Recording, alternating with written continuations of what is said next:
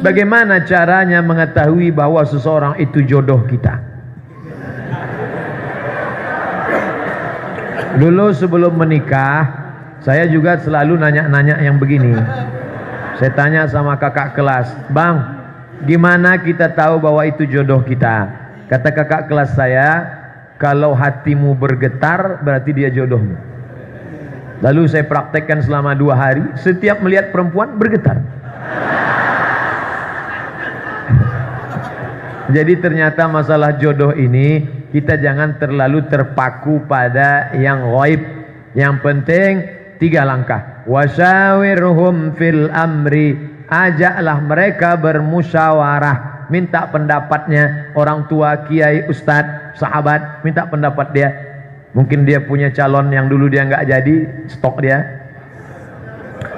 Fa iza azamta, setelah dengar pendapat orang lalu kau azam, tekad kuat, fatawakkal 'ala Allah, pinang dia, serahkan kepada Allah. Jangan terlalu banyak berteori-teori. Nah, ini banyak nih sahabat-sahabat, saya sudah lihat dia Pak Ustadz, tapi nampaknya belum ada signal ke sana. Dah selesai acara kajian ini, yang gadis yang lajang segera temui Kiai Lutfi Zawawi. Pak Kiai kan ada jamaah ini banyak. Ustadz, berapa jamaah Kiai Lutfi? Saya ngaji tempat beliau, jalan ditutup, kiri jalan penuh sejauh mata memandang, kanan sejauh mata memandang. Cuman kami belum ngitung berapa yang gadis. Datang beliau, tanya, insyaallah. Lalu kemudian kalau tidak cukup juga, mana tahu nggak cukup satu negara, ingin yang cabang Malaysia, temui Inspirasi. Akan membangkitkan inspirasi barumu. 2 keuntungan siang ini, ekonominya mapan, dan yang tidak menikah segera ditemukan dengan jodohnya insyaallah. Yang mengucapkan amin yang belum nikah. Ini yang aminnya kuat malah yang udah nikah. Dia nggak tahu istrinya mengamati dari belakang. Pulang dari sini ditanya, "Mas tadi ngomong amin untuk siapa?" Jawabannya saya kasih tahu, anak kita. Ustadz mau tanya, saya sering bolos kerja demi hadir di majelis tablik akbar. Ini nampaknya mau minta fatwa halal. Saya dosa apa enggak ya Pak Ustadz? Pekerjaan itu terbagi 2. Ada pekerjaan yang sifatnya menjadi pelayan masyarakat. Itu yang dipakai waktunya. Dia standby dari jam 8 pagi sampai jam 4 sore nunggu orang. Ini yang begini, kalau model pekerjaannya menjadi pelayan masyarakat begini, dia bolos, haram. Gajinya haram. Kalau dia PNS, APBD, APBN makan haram. Kalau dia swasta, gaji yang dia pakai haram, karena dia sudah meninggalkan kerja. Tapi ada jenis kerja nomor 2, dia tidak melayani masyarakat umum, dia kerja borongan. Yang dikerjakannya itu tugas. Selesaikan ini 500 halaman laporan, bisa selesai 6 jam, tapi karena dia orangnya cerdas, selesai 2 jam. Maka yang 4 jam itu dia pergi, kepergiannya tidak meninggalkan kerja, karena kerjanya sudah selesai. Nah, saudaraku yang membuat surat ini, aku tidak tahu engkau golongan pertama atau kedua. Kalau engkau termasuk pelayan masyarakat yang mesti standby nunggu orang, jangan kau tinggalkan kerjamu. Gimana saya mau dengar pengajian? Bisa streaming, ada rekaman. Jangan lupa buka 2 channel itu, Tafakuh dan Inspirasi. Jangan sampai tinggal. Tidak ada halangan. Maka semua kajian, alhamdulillah, semua kajian tetap ada rekamannya. Termasuk kajian hari ini direkam. Direkam. Jangan takut. Tapi kalau model pekerjaanmu yang kedua, model sifatnya borongan, selesai ini 6 jam, 2 jam putus, 4 jam kosong. Silakan ikut pengajian. Pak Ustadz, saya mau tanya, sebagai orang tua, saya mau mencetak anak yang soleh dan solehah, dan kekurangan ilmu saya sebagai ortu, maka saya masukkan anak saya ke pesantren, mendapat bimbingan ilmu agama, ilmu umumnya saya sekolahkan. Alhamdulillah sekarang sudah semester 7 pendidikan agama. Apakah saya sebagai ortu sudah benar memberikan pendidikan anak saya? Apa kata Said Nursi dari Turki? Ilmu agama menerangkan hatinya, ilmu umum menerangi otaknya. Anak ibu kalau cuma belajar agama, hatinya terang, otaknya hitam. Hebat kimia, fisika, biologi, saintek, otaknya terang, hatinya gelap. Yang lebih parah, otak gelap, hati gelap. Kita mau anak-anak kita otak terang, hati terang. Kecerdasan intelektual, kecerdasan spiritual.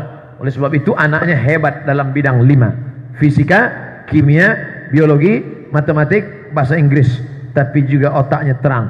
Quran, hadis, akidah akhlak, bahasa Arab, sejarah Islam, fikih. Maka kedua ini, itulah yang disebut dengan integrated curriculum. Kurikulum yang mengintegrasikan antara sains dan teknologi Al-Quran. Dan itu dibuka di Gombak, Kuala Lumpur, IIU, International Islamic University, yang mengkombinasikan antara sains, medis, teknologi, dan Islam. Dan itu yang diadopsi ke seluruh dunia sekarang, termasuk UIN, termasuk universitas-universitas umum kita. Saya memberikan tausiah di UII, Universitas Islam Indonesia, Yogyakarta. Apa kata Pak Rektor? Anak-anak yang hafal Quran 30 juz silakan datang ke UII, beasiswa full gratis. Apa arti maknanya? Dia boleh jadi dokter spesialis, tapi dia juga hafal Al-Quran. Mudah-mudahan anak-anak kita terang kepalanya, terang hatinya, insya Allah. Ustadz, berdosa enggak kalau menggunakan kartu kredit dengan bunga 0%? Ada apa enggak? Selama transaksi itu tidak ada 3, tidak ada ghish, tipu, tidak ada gharar, gambling, judi, tidak ada zulm, aniaya, maka dia tidak tergolong dalam transaksi yang diharamkan. Bersih dari ghish, tipu, tidak ada gharar, gambling, judi, ketidakpastian, tidak ada di dalamnya zulm, aniaya, apapun nama transaksinya. Karena makin berkembangnya zaman, transaksi yang zaman Nabi tidak ada, sekarang ada. E-commerce tidak ada zaman Nabi. Lalu kemudian jual beli online tidak ada zaman Nabi. Selamat dia dari yang 3, pasti dapat dipercaya, tidak ada riba, maka dia selamat dari yang diharamkan Allah Subhanahu wa ta'ala. Memilih bupati, wali kota, gubernur, DPR kota, DPR provinsi, DPR pusat, DPD, presiden, wakil presiden, tidak lepas dari money politik. Money, duit, politik. Ustadz Somad, calon yang kita usung kemarin yang bertakwa kepada Allah, yang begini kalah. Kenapa? Karena kita hanya berkata, tolonglah pemimpin yang adil, tolonglah. Besok pagi disawer 500.000, selesai. One man, one vote, satu orang, satu suara. One man, one choice, satu orang, satu pilihan.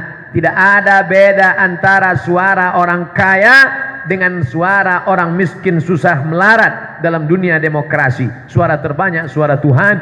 Oleh sebab itu makin banyak orang miskin, kemiskinan dipelihara. Karena politikus busuk pasti akan menjaga kemiskinan, karena kemiskinan adalah lumbung padi suara terbesar. Inilah yang membuat Abdul Somad dicekal ceramah di beberapa tempat. Tidak boleh masuk. Kenapa? Dia bicara politik, bicara tentang ekonomi, bicara tentang kepentingan, bicara tentang maslahat ke depan. Sampai hari ini saya tidak pernah bicara partai, tidak pernah sebut nama partai, tidak pernah sebut nama orang, tidak pernah sebut warna, tidak pernah sebut lambang, tidak pernah sebut simbol. Saya hanya bicara umum saja. Tapi orang mengerti, jamaah cerdas. Insya Allah jamaah pengajian kita, kalau ada yang mau nyogok dia dengan money politik, ini 200.000 coblos saya nanti ya, tidak. Karena kami sudah mengerti, uangnya ambil uangnya, jangan coblos orangnya. Bisa. Assalamualaikum Ustadz Somad. Waalaikumsalam. Ini ada yang ngasih 500 Pak Ustadz, boleh nggak? Haram. Kalau 5 juta Pak Ustadz, haram. Kalau kita bagi 2 Pak Ustadz, ulama tidak sepakat dalam masalah.